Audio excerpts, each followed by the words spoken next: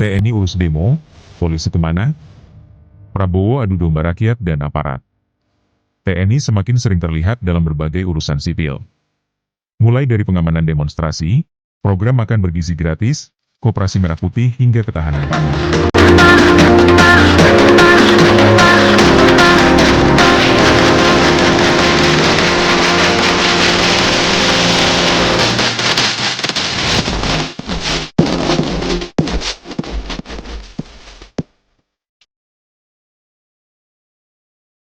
Sebagian masyarakat mendukung langkah ini. Namun sebagian lainnya khawatir Indonesia sedang mengalami militerisasi ruang sipil. Benarkah demikian? Di video ini kita membahas fakta, kontroversi, serta perdebatan mengenai peran TNI, Polri, dan pemerintahan Prabowo dalam konteks demokrasi Indonesia. Video ini dibuat untuk tujuan edukasi dan diskusi publik.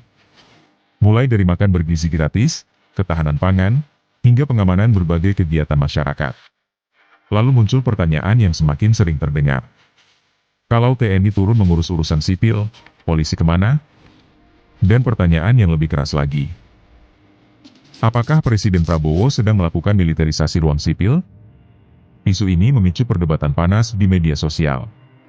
Sebagian masyarakat melihat keterlibatan TNI sebagai solusi atas lemahnya birokrasi. Sebagian lainnya justru khawatir Indonesia sedang bergerak menjauh dari semangat reformasi 1998. Mana yang benar?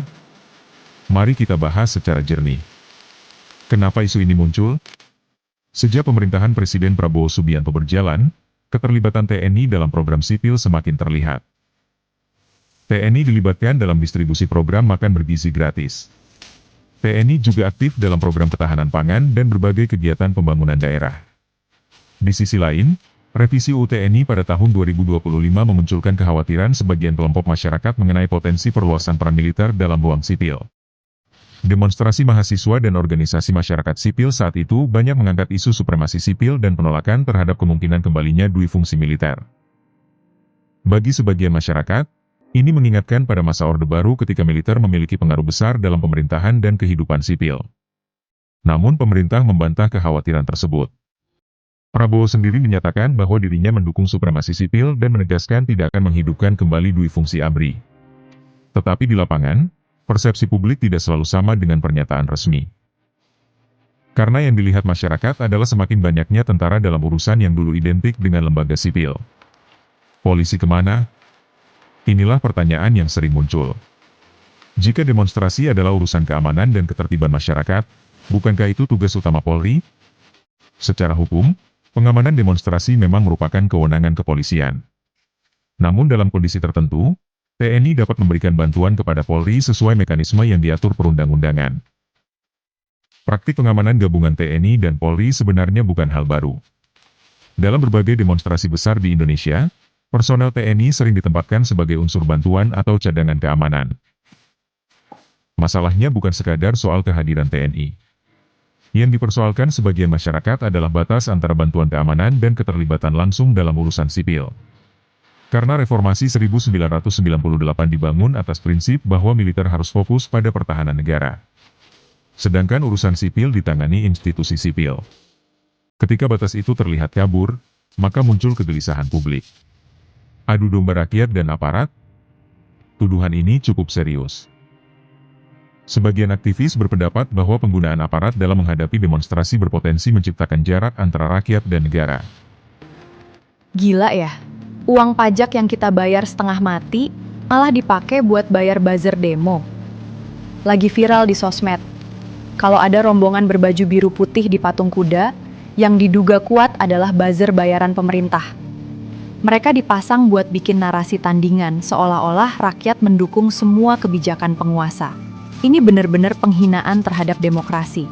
Jangan biarkan gerakan murni masyarakat digembosi sama masa bayaran. Sebarkan video ini biar semua orang tahu trik kotor mereka. Ketika demonstran berhadapan dengan aparat, suasana bisa berubah menjadi konflik emosional. Masyarakat merasa aspirasi mereka tidak didengar.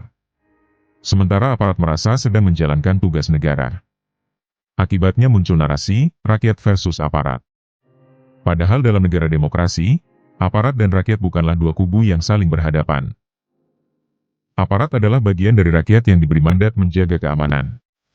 Karena itu, ketika terjadi demonstrasi, yang paling penting adalah memastikan hak menyampaikan pendapat tetap dihormati dan keamanan tetap terjaga. Jika komunikasi politik berjalan baik, konflik antara masyarakat dan aparat sebenarnya bisa diminimalkan. Masalah sering muncul ketika kepercayaan publik terhadap pemerintah menurun. Pada titik itu, setiap kebijakan akan lebih mudah dicurigai. Termasuk ketika TNI dilibatkan dalam berbagai urusan sipil. Fakta atau kekhawatiran? Apakah Indonesia sedang mengalami militerisasi sipil? Jawabannya tergantung sudut pandang. Pendukung pemerintah mengatakan keterlibatan TNI dilakukan untuk mempercepat program nasional dan meningkatkan efektivitas pelaksanaan kebijakan. Mereka melihat TNI memiliki organisasi yang kuat, disiplin, dan mampu menjangkau wilayah terpencil. Namun para pengkritik mengingatkan bahwa sejarah Indonesia pernah mengalami masa ketika militer memiliki peran sangat dominan dalam kehidupan sipil. Karena itu mereka meminta pemerintah menjaga batas yang jelas antara fungsi pertahanan dan fungsi sipil. Perdebatan ini kemungkinan akan terus berlangsung selama pemerintah masih melibatkan TNI dalam berbagai program non-pertahanan. Pertanyaan sebenarnya bukan sekadar TNI boleh atau tidak boleh terlibat, tetapi seberapa jauh keterlibatan itu diperbolehkan dalam negara demokrasi? Disinilah perdebatan publik menjadi penting. Karena demokrasi membutuhkan pengawasan. Tetapi demokrasi juga membutuhkan fakta. Setiap warga negara berhak mengkritik pemerintah. Namun kritik yang kuat adalah kritik yang berbasis data, bukan sekadar kemarahan. Bagaimana menurut Anda? Apakah keterlibatan TNI dalam urusan sipil saat ini masih dalam batas wajar? Atau justru menjadi tanda bahwa Indonesia sedang bergerak ke arah yang mengkhawatirkan? Tuliskan pendapat Anda di kolom komentar.